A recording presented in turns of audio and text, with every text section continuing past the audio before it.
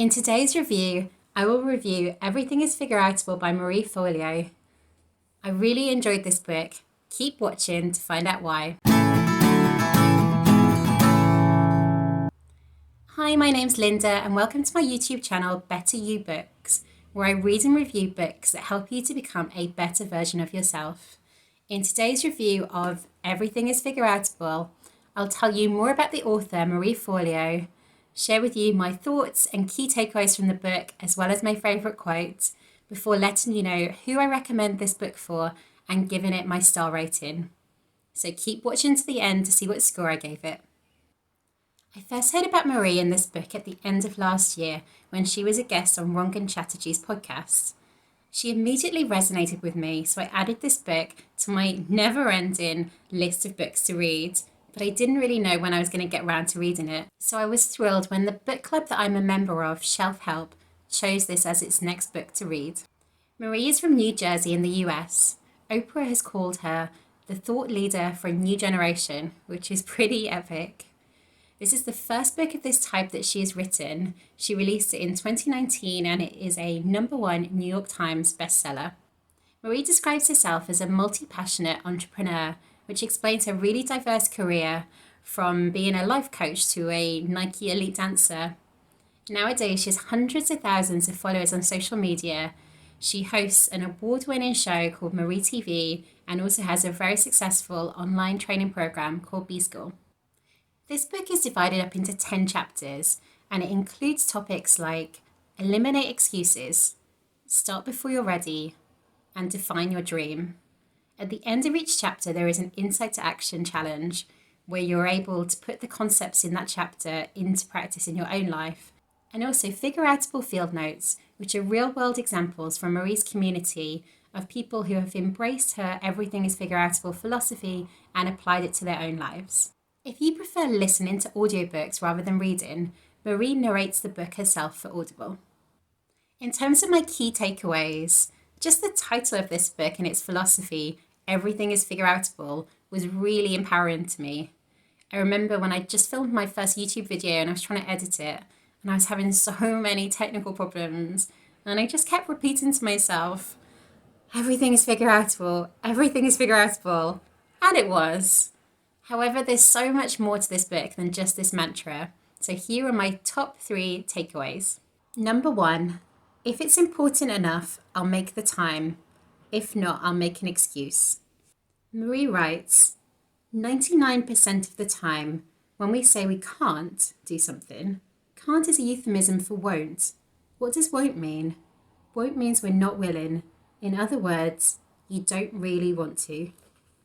This really struck a chord with me because there's been so many times in the past where I thought I've wanted something, but I never got around to doing it. But now when I look back in hindsight, I just didn't really want it enough. 2, progress, not perfection. This is a really simple message, but as a perfectionist, it's one I desperately need to hear. At work, we often say, done is better than perfect.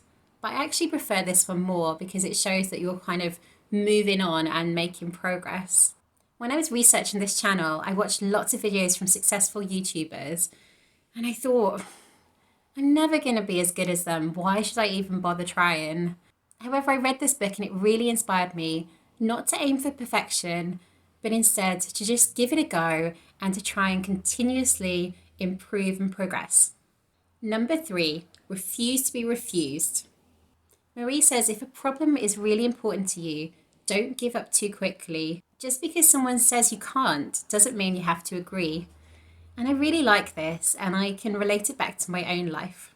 My favourite example of this in my own life is way back in high school when I was doing my A-levels. I was predicted a B in my French A-level, but I knew that I could get an A.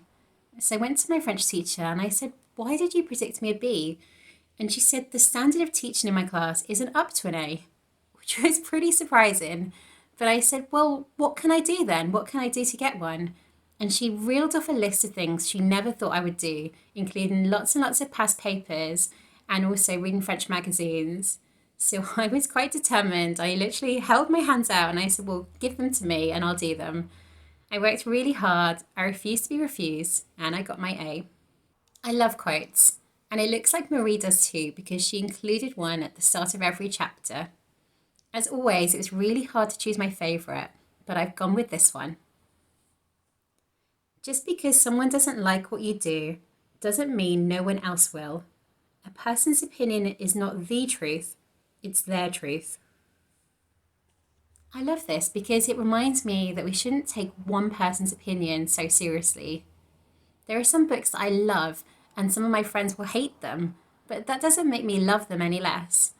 But I think sometimes we forget this in our lives and careers, and sometimes take the opinion of one person as gospel when we really shouldn't. I like this book more than I thought I would, as it's about so much more than Marie's everything is figureoutable philosophy. I would argue that this book is more about achieving a dream, and it's very practical and actionable, which I loved. As I said earlier, I was reading this book for my book club, and we had weekly online meetups to discuss the book, so I read one chapter every single week. And I don't think you need to do it as slowly as that, but I do think it's really good to read this book one chapter at a time and really let it sink in and process each concept as it comes up. Marie's style is not for everyone. She says, I write the way I speak, raw and from the heart. She's sassy and confident, and some people might find her too cheesy or in your face. However, I really like her style of writing, so I just decided to go with it. She also swears throughout the book, but not an obscene amount. I like her writing. She made me laugh a few times, and she definitely kept me engaged. There was one story where her and her partner were desperately trying to catch a flight, and whilst nowhere near a life or death situation, she had me literally on the edge of my seat, gripped, willing her on. I found the stories that she used really helped bring the concepts in this book to life and made them more entertaining and memorable. I felt like the book was laid out really nicely. All of the insight to action challenges were consistently at the end of each chapter, which was really nice because in a lot of personal development books, they're scattered all over the place. And then I don't often do them because I've just sat down and I'm ready to start reading, and then there's an exercise and I find them really disruptive. Whereas in this book, I actually did them all because it was read a chapter, do an exercise, and that worked really well for me. Marie writes in the book, insight without action is worthless. Taking action is the only path to change. And that's why I think the exercises help you to really get the most out of this book. And when I was doing them, I felt like I was being coached by Marie personally. I think if you read this book without doing the exercises, it would have nowhere near as big an impact. As this is largely a first-person account, you have to like Marie to like the book. I think she's so easy to hate because she's beautiful, she's successful, she's very talented, but I couldn't because she's also compassionate, she's very inspiring and motivating. I really like reading all the stories from her own life about how she used all the concepts that she teaches to get to where she is today. In case you can't already tell, I really enjoyed this book. A lot of the concepts in the book were not necessarily new to me, but Marie's style of writing spoke to me and made them sink in more. The exercises were really beneficial to link these concepts back to my life, and I feel like this is the kind of book that I will come back to again in the future when I need another spark of motivation. So I'm giving this book 4.5 stars.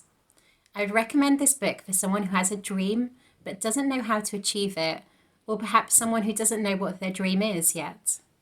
This book could equally apply to both your personal and professional life. However, if you're someone who needs really gentle approach to motivation or can't abide any swearing whatsoever in a book, then this might not be the book for you. So what did you think? Are you interested in reading this book? Drop me a comment below and let me know. If you'd like to find out more about this book or about Marie, I've added links in the description box below. One thing I would particularly recommend is Marie TV, where Marie has hundreds of episodes ranging from just a few minutes long on topics such as imposter syndrome, how to be motivated, and she also does interviews with people like Brené Brown.